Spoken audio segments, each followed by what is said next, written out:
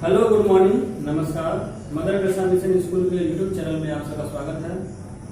दोस्तों, मैंने आपको पिछली बार बताया था सेल के बारे में, जिसमें हम लोग सेल के छोटा मोटा जानकारी प्राप्त कर लिए थे। इस बार हम लोग पढ़ेंगे सेल के स्ट्रक्चर के बारे में कि सेल में क्या क्या पाए जाते हैं। तो यह सेल के स्ट्रक्चर के बारे में लोगों को जानकारी कब हुआ? तो आप जानते हैं कि रॉबर्ट हुक जो हैं, इन्होंने अपना स्वयं का माइक्रोस्कोप डेवलप किया था, जो कि उतना हाई मैग्निफिकेशन नहीं दे पाता था, उतना अच्छा से आदमी देख नहीं पाता था। तो जब टेक्नोलॉजी हाई हुआ और नया नया इलेक्ट्रॉनिक माइक्रोस्कोप का फॉर्मेशन जब हुआ, डेवलपमेंट हुआ, तो लोगों को सेल के बारे में बहुत सारा जानकारी प्राप्त हुआ। क्या क्या प्राप्त हुआ तो आप देख सकते हैं, बहुत सारा। उसके अंदर का जो स्ट्रक्चर था लोगों को प्राप्त हुआ। साथ में ह्यूमन बॉडी या कोई भी लिविंग ऑर्गेनिज्म होते हैं, वो कितने डिफरेंट टाइप के सेल से बने हुए होते हैं, उनके बारे में जानकारी प्राप्त हुआ। और साथ में प्राप्त हुआ एक सेल के अंदर कितने सारे ऑर्गेनल्स पाए जाते हैं। तो आप जानते हैं कि सेल के अंदर, मैंने पिछली वीडियो में बताया था कि 200 डिफरेंट टाइप के सेल पाए जाते हैं। जैसे आपका नर्व सेल हो गया, ब्लड के अंदर WBC यानी व्हाइट ब्लड सेल हो गया, रेड ब्लड सेल हो गया, मसल्स के अंदर बहुत सारे सेल हो गए, है ना, बोन सेल हो गया, किडनी के अंदर सेल जो होता है वो, लिवर सेल, सब डिफरेंट टाइप का सेल्स पाए जाते हैं। नंबर ऑफ सेल्स की बात करते हैं तो ह्यूमन बॉडी में लगभग, अगर ये कोई यंग एडल्ट ह्यूमन है तो उसमें करीब कहा जाता है कि 100 ट्रिलियन नंबर ऑफ सेल्स पाए जाते हैं।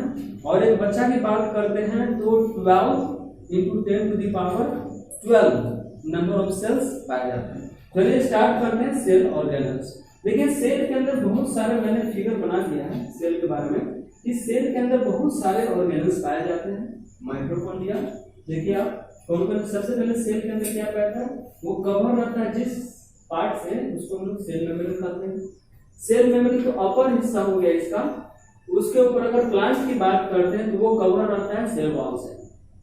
फिर उसके अंदर अगर झांकते हैं हम लोग तो क्या क्या देखते हैं, इसके अंदर गोल्जी बॉडी होता है, लाइसोसोम होता है जिसको सुसाइड बैग भी कहा जाता है, न्यूक्लियस होता है, सेंट्रियोल्स होता है, न्यूक्लियर इन्वेलप न्यूक्लियस होता है, वो लिख दिया गया है यहाँ पे।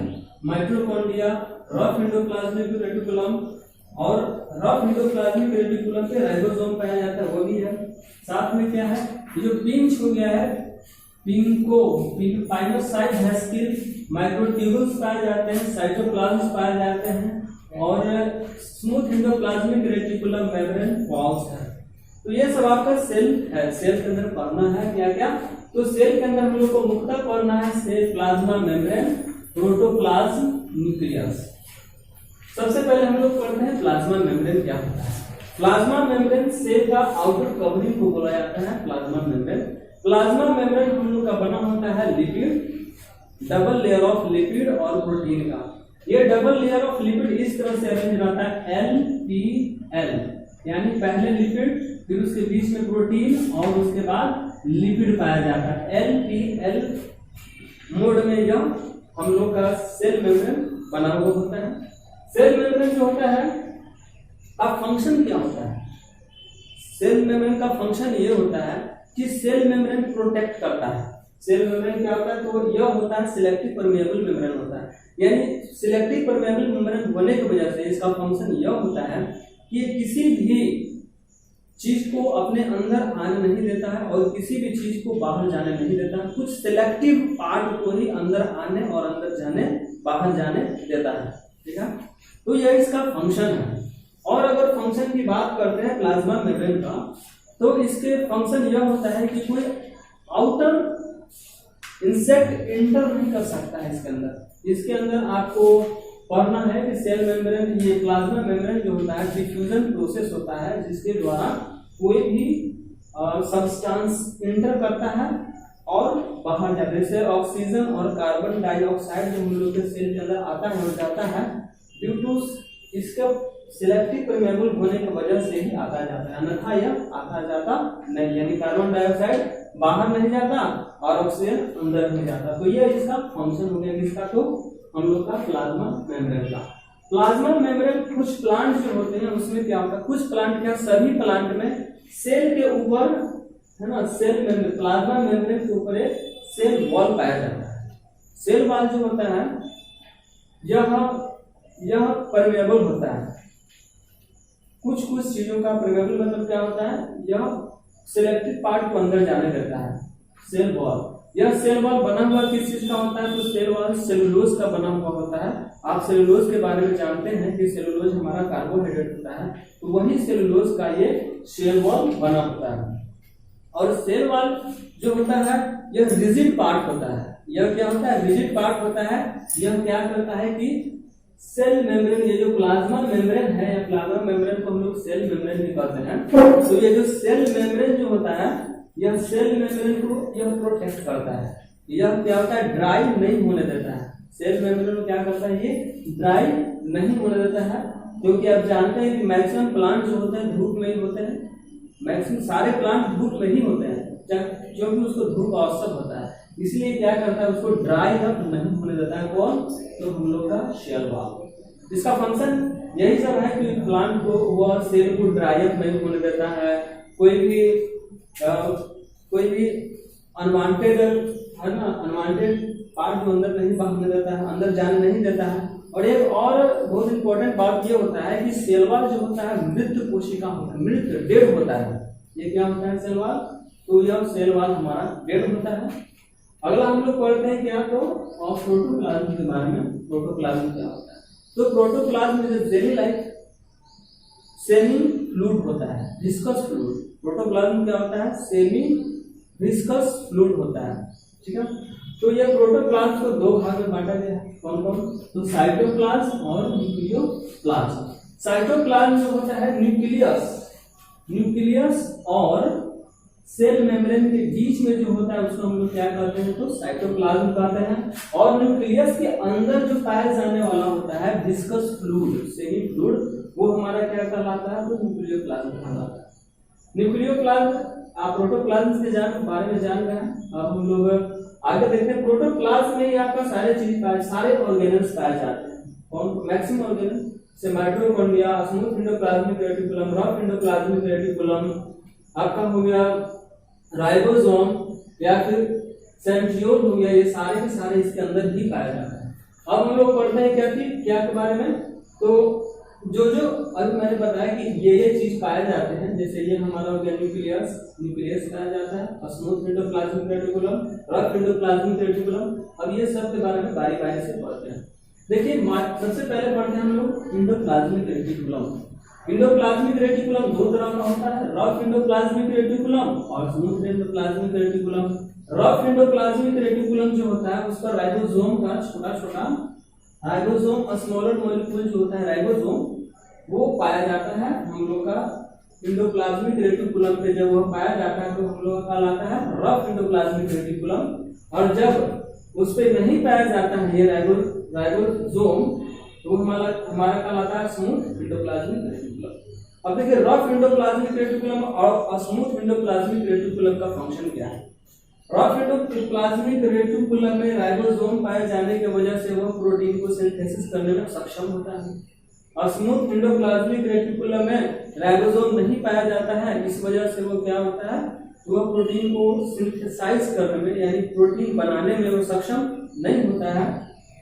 और ये जो हमारा स्मूथ एंडोप्लाज्मिक रेटिकुलम जो होता है ये लिपिड फॉर्मेशन में मदद करता है, लिपिड फॉर्मेशन में मदद करता है। और आपका सरफेस एरिया ऑफ सेल को क्या करता है, इंक्रीज करता है एंडोप्लाज्मिक रेटिकुलम। इसमें दोनों आपका हो गया रफ और स्मूथ, तो क्या करता है ये सरफेस एरिया ऑफ सेल को इंक्रीज करता है।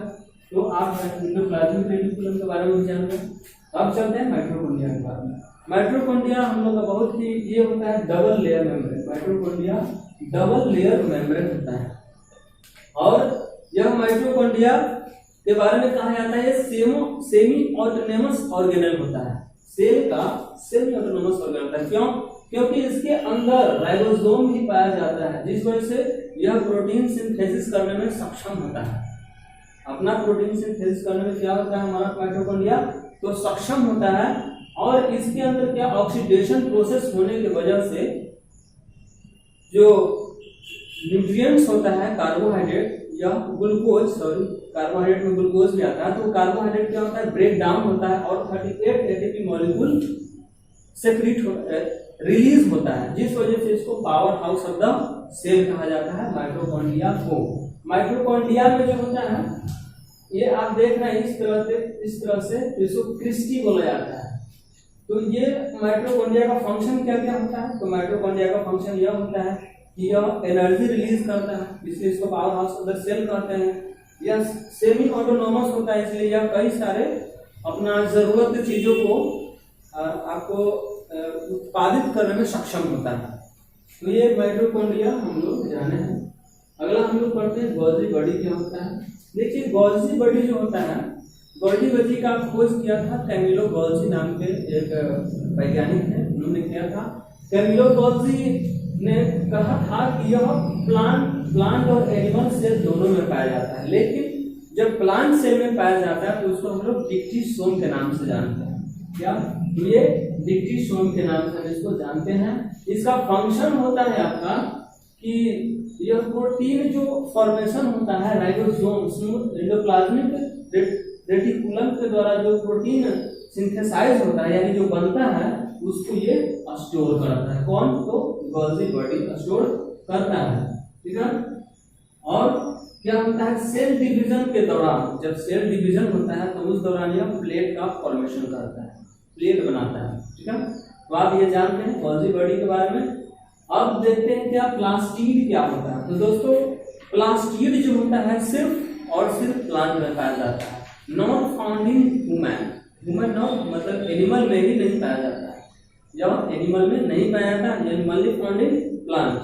तो प्लास्टिड 3 तरह के होते हैं। कौन कौन होते हैं? ल्यूकोप्लास्ट, क्रोमोप्लास्ट और क्लोरोप्लास्ट। ल्यूकोप्लास्ट, क्लोरोप्लास्ट और क्रोमोप्लास्ट। क्लोरोप्लास्ट जो होता है वह उसमें क्लोरोप्लास्ट ग्रीन होने पर क्लोरोफिल पाए जाने की वजह से यह ग्रीन होता है और यह लीफ में पाया जाता है। कहाँ पाया जाता है? तो ये हमारा लीफ में पाया जाता है। ल्यूकोप्लास्ट जो होता है ये रेड कलर का होता है, इसलिए इसको ल्यूकोप्लास्ट भी कहते हैं। और जो नया ये हम लोग का ल्यूकोप्लास्ट आपका फ्लावर में पाया जाता है, रेड फ्लावर देखें ना उसमें पाया जाता है। ये क्रोमोप्लास्ट भी हमारा कहाँ है? तो फ्लावर में पाया जाता है। इसका फंक्शन क्या होता है? तो इसका फंक्शन बड़ा इंपॉर्टेंट होता है क्योंकि इसमें क्लोरोफिल पाया जाता है, इसीलिए यह कहा जाता है कि ये जो हमारा प्लास्टिड होता है इसको किचन ये लीफ में पाया जाता है और इसको किचन ऑफ द सेल भी कहा जाता है। क्यों? क्योंकि यह इनऑर्गेनिक जो पदार्थ होते हैं उसको ऑर्गेनिक में कन्वर्ट कर देता है। जैसे कि यहीं पे फोटोसिंथेसिस में सबसे बड़ा भागीदारी कौन बनता है? तो ये प्लास्टिड ही होता है। प्लास्टिड क्या करता है? तो सनलाइट को ट्रैप कर लेता है, पकड़ लेता है और कार्बन डाइऑक्साइड और वाटर मिलाकर के यह फूड बना स्टार्च बना लेता है, ठीक है। तो इसलिए क्या कहलाता है? ये किचन ऑफ द सेल। तो प्लास्टिड। अब हम लोग पढ़ते हैं क्या? तो लाइसोसोम को सुसाइड बैग भी कहा जाता है, लेकिन लाइसोसोम यह क्या होता है? लाइसोसोम हमारा तो लाइसोसोम सुसाइड बैग इसलिए कहा जाता है क्योंकि इसमें डाइजेस्टिव एंजाइम पाया जाता है। तो वो क्या करता है कि हम लोग को मदद करता है किस प्रकार? तो वो जर्म को जो इंटर करता है उसको डेड कर देता है। तो ये और साथ में मैक्रो मॉलिक्यूल को माइक्रो मॉलिक्यूल में कन्वर्ट करने का यह क्षमता रखता है और आवश्यकता पड़ने पर इससे जो डाइजेस्टिव एंजाइम होता है वो रिलीज हो जाता है और पूरे सेल को ही बर्बाद करने का वो क्षमता रखता है, इसलिए इसको सुसाइड बैग के नाम से भी जानते हैं। तो दोस्तों आज के लिए अभी मैं आपको इतना ही बताता हूँ, उसके बाद जो मैं नेक्स्ट वीडियो लाऊंगा उसमें और आपको जो छोटा कुछ बच गया है, जैसे आपका न्यूक्लियस बच गया है और प्रोटोप्लाज्म में वैक्यूल बच गया है, उसको मैं बताऊंगा। फिलहाल अभी के लिए इतना ही। धन्यवाद, नमस्कार, बाय बाय।